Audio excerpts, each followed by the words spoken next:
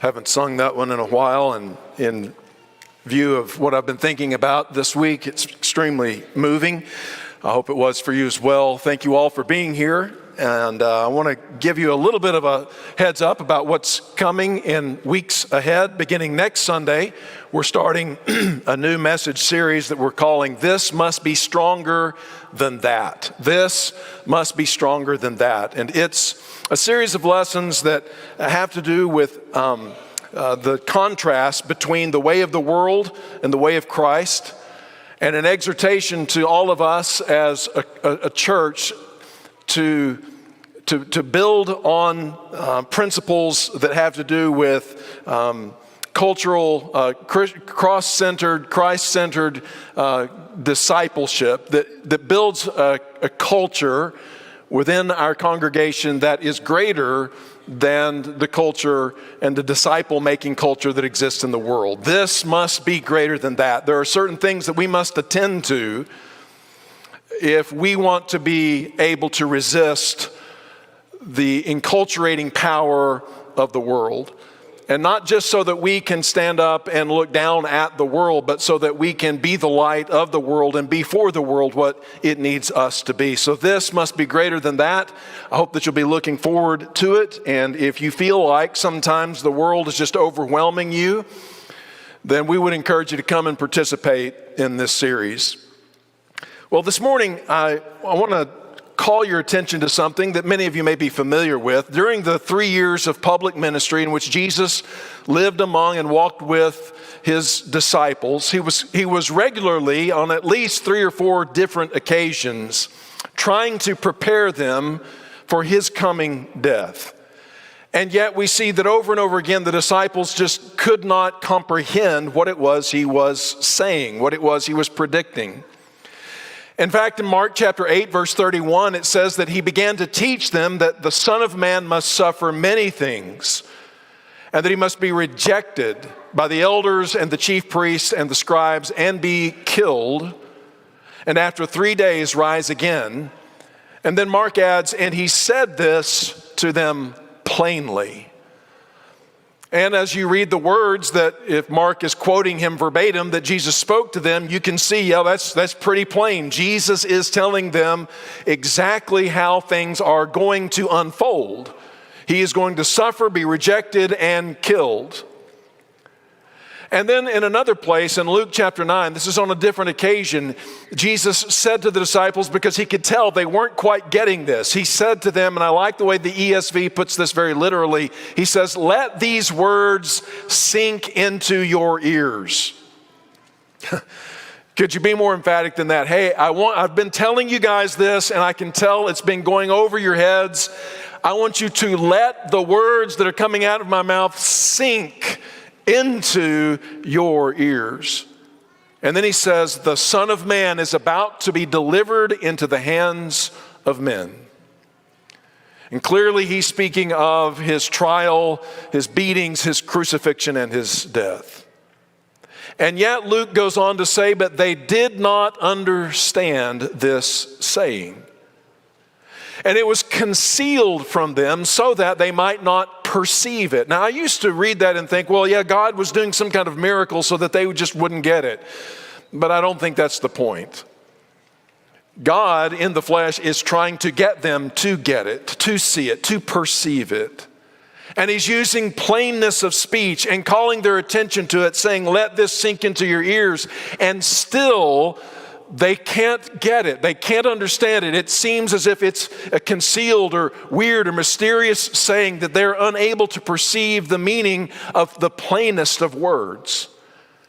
And we have to look at that and wonder, well, why is that? How could that be? And I think it's simply an illustration of how difficult it is for any of us to receive into our spirits information that is contrary to our expectation. If you have in your mind the way things are going to go, the way things ought to be, the way things should go, and you have that fixed in your mind, when you receive information to the contrary, your brain just does this weird trick where you can't understand how to reconcile what you're hearing with what you know is actually going to happen. And you're unable to perceive it. And that's exactly what's going on, because for the Jews, the Messiah, who they believed Jesus was going to be a regal, kingly figure who was going to deliver the nation of Israel from its oppressors. And they've been waiting on this for centuries, because first there was the Babylonians, and then there were the Persians, and then there were the Greeks, and at last there were the Romans, who all had their boot on the faces of the nation of Israel. And they believed with all their hearts that the Messiah, when he came, would in fact deliver them from that in some great nationalistic uprising and revolutionary military action that would drive out the Romans, pushing them back into the Mediterranean Sea. And once more, like under David and Solomon, Israel would be the envy of the nations. And with a miracle worker like Jesus enthroned as king, how could it be otherwise? And so surely these little strange sayings that he was making about being delivered into the hands of men, or being suffering and being rejected and killed, must have some sort of symbolic meaning and not a literal meaning. And they had pinned their personal expectations for their own deliverance, not just national, as important as that may be to all of us who want our nation to do well.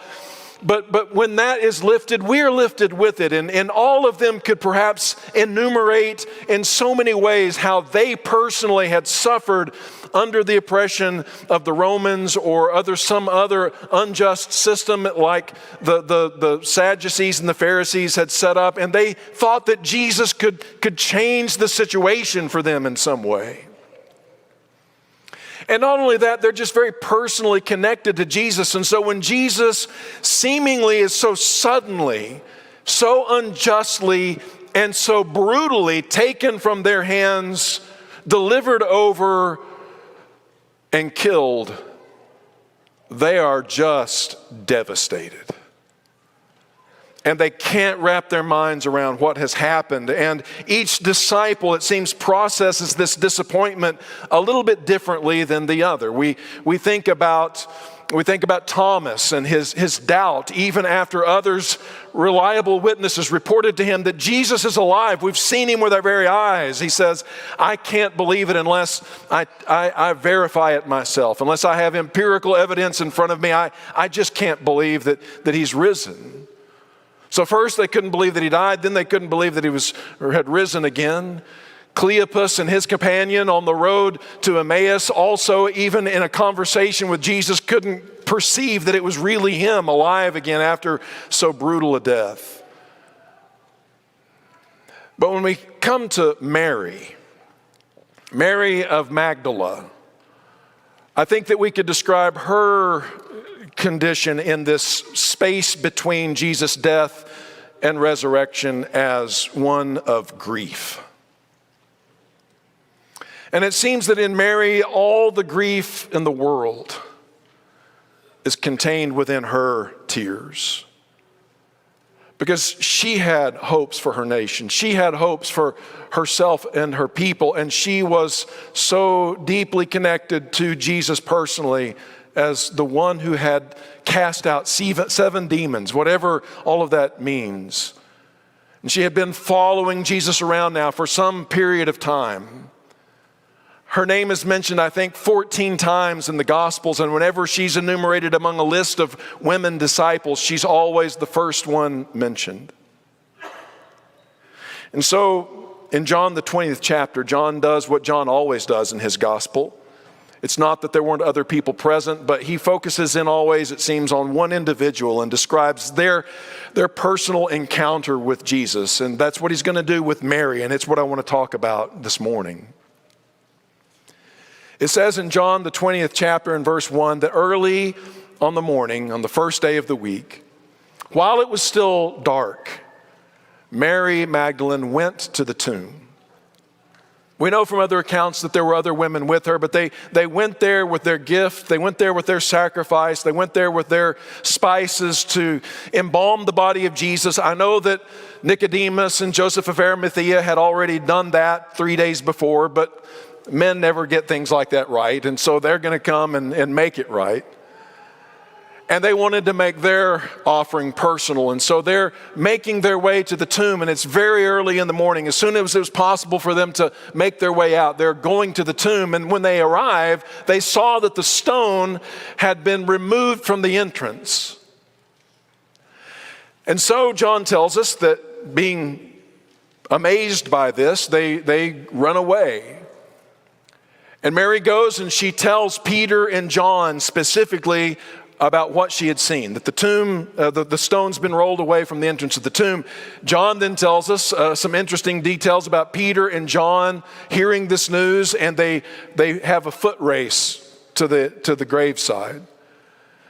And John's younger and slimmer, maybe better looking and faster, kind of like Jarrett in comparison to me. And he outruns Peter to the tomb. But like Jared, he's a little bit more timid than I am. And so John gets there and he just stares, beholding what Mary had testified, that the stone has been rolled away. And Peter, huffing and puffing, comes up from behind and just dashes straight into the tomb to check out what's going on. And when he gets there, he sees that the tomb is empty. And they're stunned and amazed, because just as they could not believe that he was going to die, they could not believe that someone who died in as brutal a manner as he had could actually rise again to life. And so John looks in at that point and confirms what Peter sees, and together those two disciples, it says in verse 10, return back to their homes. And now we see Mary left standing there alone. And so it says in verse 11 that Mary stood outside the tomb crying. Maybe you've cried this past week. Life has a way of being hard on our expectations. When things don't turn out the way we thought they were going to turn out, maybe because of a relationship, maybe because of a marriage, maybe because of how things have gone with a child or our children.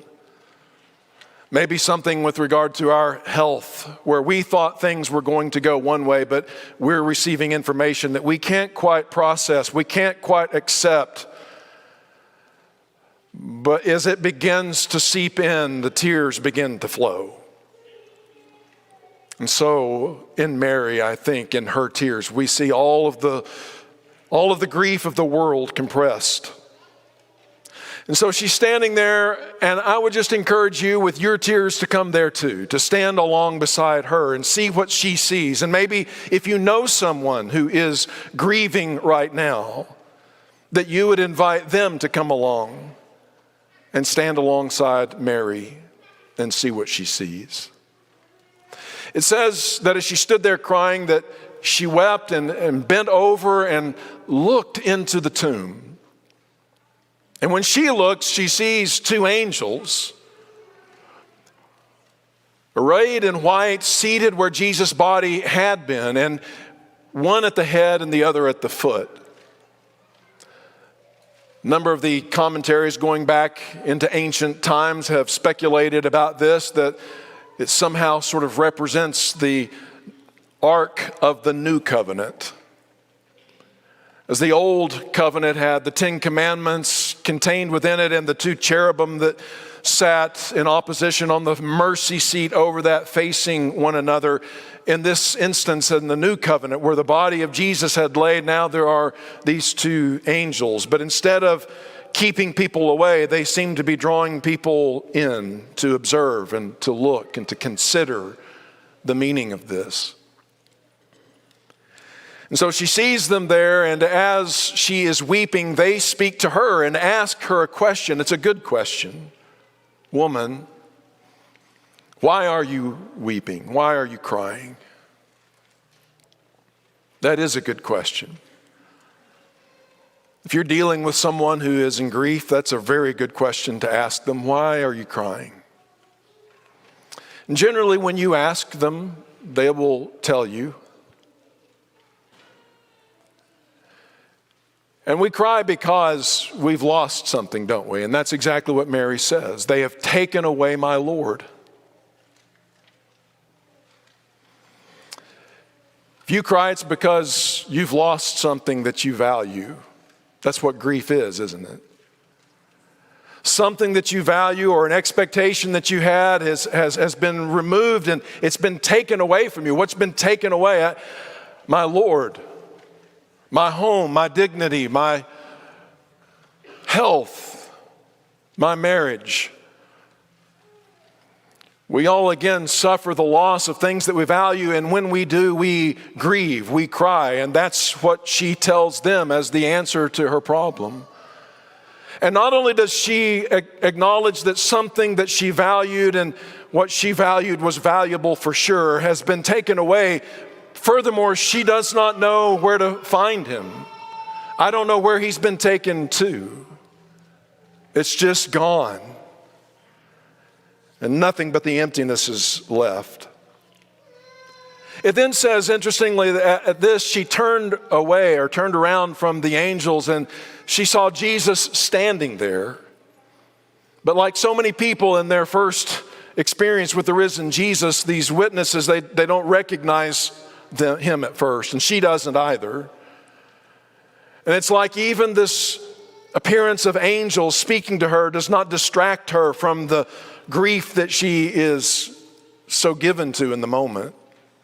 But she sees him there, perhaps she doesn't look him in the face, whatever. She's not expecting it to be Jesus because nobody expected the risen Christ. And so, not realizing who he was, he asks her the same question as the angels and says, "Woman, why are you crying? Who are you looking for?" And thinking he was the gardener, she said, "Sir, if you have taken him away, carried him away, let me know where you have put him and I will get him." Maybe even just the physical remains would be better than nothing. At least be able to provide the proper burial that she had come there initially to provide for him. It's also fascinating to notice that she specifically assumes that he's the gardener. And in a way he is, because he is the second or the new Adam who was in the garden in the beginning of a new creation is taking place right here. This is the beginning of all things being made new.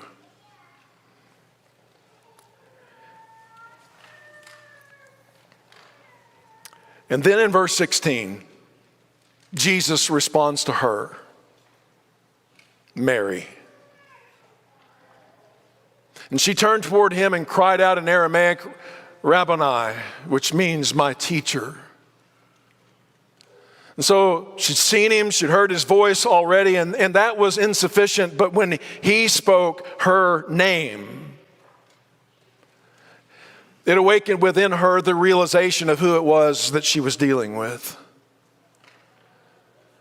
And the joy begins to rush back in as she now calls out to him by the name that perhaps she had known him best, Rabboni. I don't remember all the details of it, but years ago, Jim Ward gave me a book by Annie Dillard called Pilgrim at Tinker Creek. And there was a line that just sticks in my mind in which she says something to the effect that all my life I was a bell, but I never knew it until I was picked up and rung. And it's sort of what I see taking place here with Mary is Jesus speaks her name. It is the striking of a bell, and something within her begins to resonate and to ring. Because when you've lost what you love, it's not just that there's that object over there and this object over here and it's been lost. It's because we all understand ourselves in reference to other objects. We're not just objects, we're relationships between objects. And when the objects are missing, and when the object is something as important as a person, or in this case, the person, Son of God, Most High, and he has disappeared, he's gone away, and I don't know where he's taken, then you are lost. But when he speaks your name, suddenly you know exactly who you are, who he is, and how everything else is laid out. And you're found. You're saved. And then in verse 17, it says, Jesus goes on speaking to her, do not hold on to me. I assume from that when she hears his voice and she calls his name, that she immediately goes for him to embrace him. And I think I misunderstood Jesus' response for many, many years, but he says, do not hold on to me. For I have not yet ascended to the Father, but go instead to my brothers and tell them, I am ascending to my Father and your Father, to my God and your God. Something has changed in the world. And she wants just to cling on to him there, but Jesus is saying, no, I have something better for you than that. And I tie in with that some words that Jesus had spoken a little bit earlier to the 12 disciples before, on the night that he was betrayed, when he told them, it's better for you if I go away.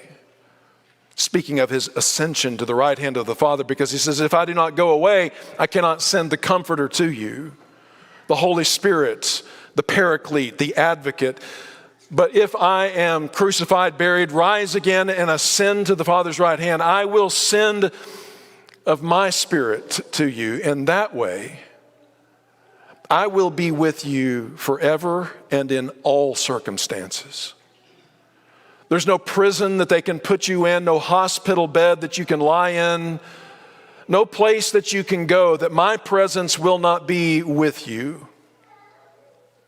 And I think that that's what Jesus is telling Mary as well.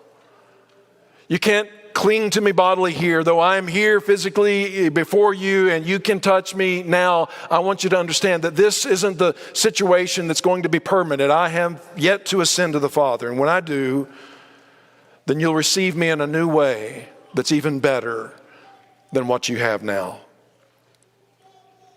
And he also says that the world has changed in the sense that I'm going to my Father, but he doesn't say just my Father now, as he has so often before, but now my Father and your Father. It's the same Father, my God and your God. And we, because of what Jesus had done on the cross, are now invited into the same space that Jesus occupies to relate to the Father in this new way. And so the world is changed. And so Mary is now given a mission. She becomes the apostle to the apostles, and she goes to the disciples and shares with them the good news. She proclaims the gospel for the very, very first time. Jesus has risen. I have seen the Lord. And she told them that he had said these things to her. Well, to those of you this morning who are Christians, we are going to still be disappointed. We're going to suffer loss. We're going to experience grief in this world. And it's not that those griefs will not bruise us, but they need not destroy us.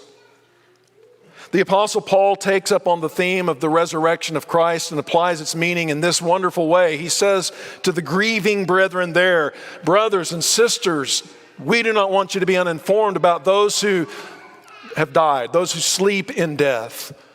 So that, why would we want you to know about this? So that you do not grieve like the rest of mankind. Not that you won't grieve at all.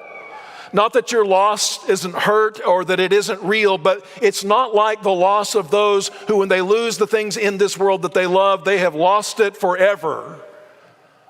It is not a grief like that the rest of mankind is burdened with, but rather it is a grief that we have and we're sustained by hope. The world, the mankind outside of Christ was without this hope, but in Christ and in his resurrection, which is not a unique stand-alone event, it is the first fruits of what will be true for all. What Jesus accomplished in the middle of history will be true for all of us at the end of history. And so do not be destroyed, do not be broken by the griefs that you bear in this world. They're real, but they are not final. Jesus has conquered death, and those who are in him will share in that victory. One day, every tear will be wiped away. Everything broken will be made whole, and everything sad will become untrue. So we may beat back the darkness with the truth that Jesus is our living hope. And to those of you who are not yet Christians, I don't know what losses you may be grieving in the past, the present, or in the future. I just know that the healing begins when you turn and you hear Jesus say your name. And he knows your name. Just as he knew Mary, he knows your name. And when you hear him speak your name and claim you as his own, everything changes. This is the gospel. And so I close with the words of the prophet Isaiah. Thus says the Lord, he who created you, he who formed you, fear not, for I have redeemed you. I have called you by name. You are mine. Baptism is a naming ceremony. It is when the name of Christ is stamped upon you and he calls you his own. If you have not put Christ on in baptism and had his name stamped on your heart, where he can call you by name and ring the bell where you come to life and you resonate with an understanding that you could have never imagined before, and you can call him by name, Rabboni, teacher, master, Lord, Savior, Jesus, then why not now? Why not come? Confess his name, put him on in baptism, and leave this place this morning with the whole world a different place than where you came in. If we can help you in that regard, let us know while we stand and while we